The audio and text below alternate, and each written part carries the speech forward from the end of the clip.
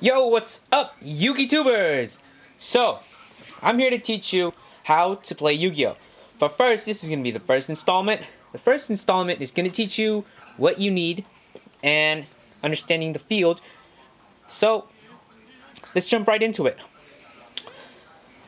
Oh, first of all, I'm going to be making everything about what you need and how to understand the field. And then after this, I'll be posting a video about monsters, spells, and then traps, all each separate. So there will be 3 more videos in the upcoming. And if you can, please do like. If you do like this video, if it helped you, click the like button and probably subscribe also. If you're liking these videos, maybe I can do more helpful things for you guys later, where you can post questions and I'll answer them or something like that, and I'll try to get to you as best as you can. So comment below if you have any questions that I didn't fully or thoroughly explain through this. So now, no further ado, this is how it is. So first, this is called a playing mat. A playing mat, which Magic has and all this other stuff has, Pokemon. This is like Newton's law of gravity. So this like, whoo, it goes around, okay? So starting off, you have the monster cards. The top 5 slots, 1, 2, 3, 4, 5, are for monsters, and this is where you place your monsters from your hand or from your graveyard or whatever.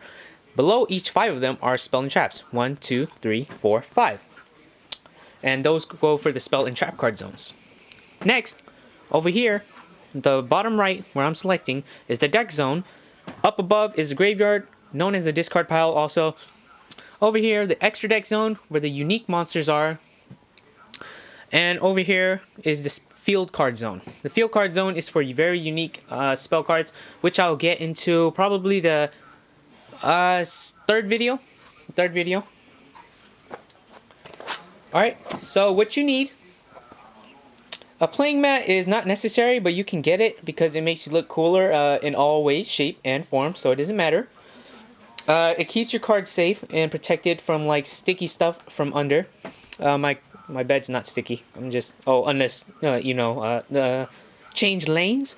So this is a playing mat, but if you already know how to play, you don't really need one or whatever. You never know when a Shadow Realm duel or a Shadow game is gonna appear, right? So you need your deck 24/7 with you.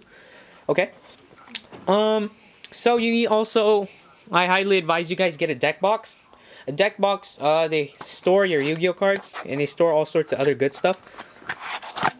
They can also store your coins and dice, but you can probably keep these in separate places.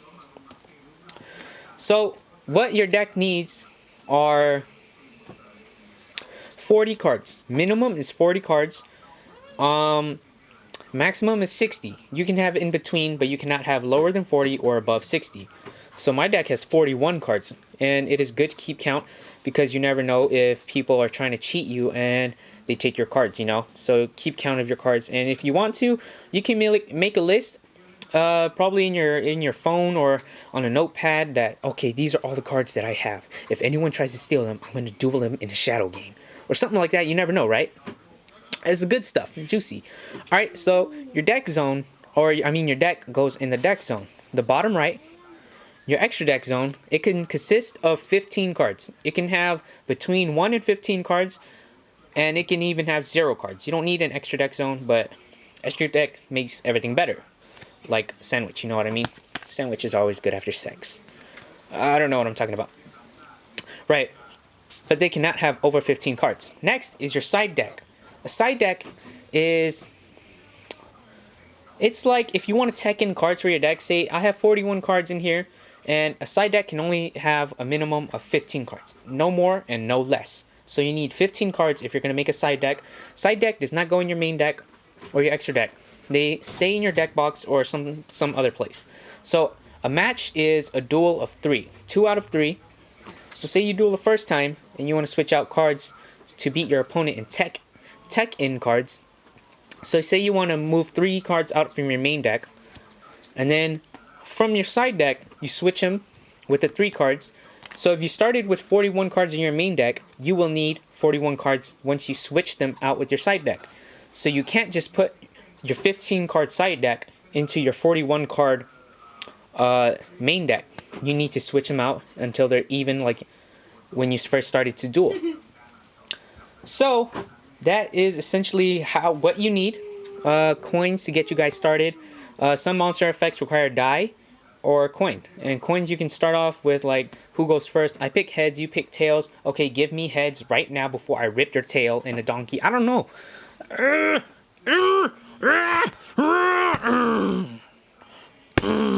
Sorry about that. Yes. So starting off, okay, so you start off, you draw 5 cards. Both players do this at the same time. So you flip a coin. Okay, let's say I picked heads, so I go first. There are about 6 phases. The first is the draw phase. When you start off your turn, there's a draw phase. You drew 1 card from your main deck. There are certain cards that can have special abilities that you can keep drawing more cards, but those are way advanced.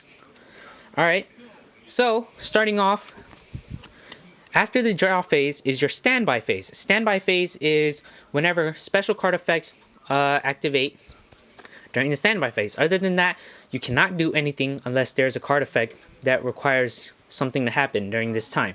So after that, nothing happens, then your main phase 1. Your main phase is where you start making plays. Or you can start summoning, or you can start setting, or you can start activating.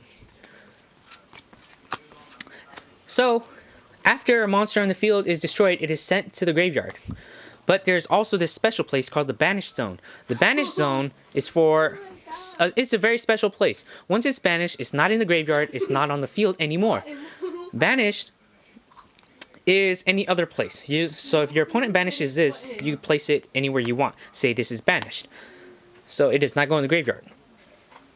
So the graveyard, the deck, the extra deck, and the field card zone. Oh, I'm sorry, no. The graveyard, the deck, and the extra deck zone, they do not belong on the field. Only the field spell cards, monsters, and spell and traps belong on the field. So if some effect happens to say, like, destroy all cards on the field, your deck is not destroyed, your extra deck is not destroyed, your graveyard is not destroyed, or whatever. Everything here is destroyed and sent to the graveyard, unless stated otherwise. Okay. And then, yeah, that's pretty much how you play. Summon monsters. You can activate spells automatically, but you have to set traps 1 turn prior before you can activate them. So you set this card, it's your opponent's turns, then you can start activating them. Or you can wait, and then it's your turn, your draw phase, standby phase, your main phase 1, your battle phase. This is where all the action happens, where you're battling, defense, or whatever. And then your main phase 2, where you can start making adjustments and set more cards. And then your end phase, where you hand it over to your opponent, or vice versa. Then the process starts all over again. You draw, standby phase, main phase 1, start playing cards, and then you summon more monsters. In the battle phase, you start attacking. And then your main phase 2, set more cards, and then your end phase, your opponent. So this is essentially what you do. And next will be about monsters. So stay tuned and subscribe, like, comment.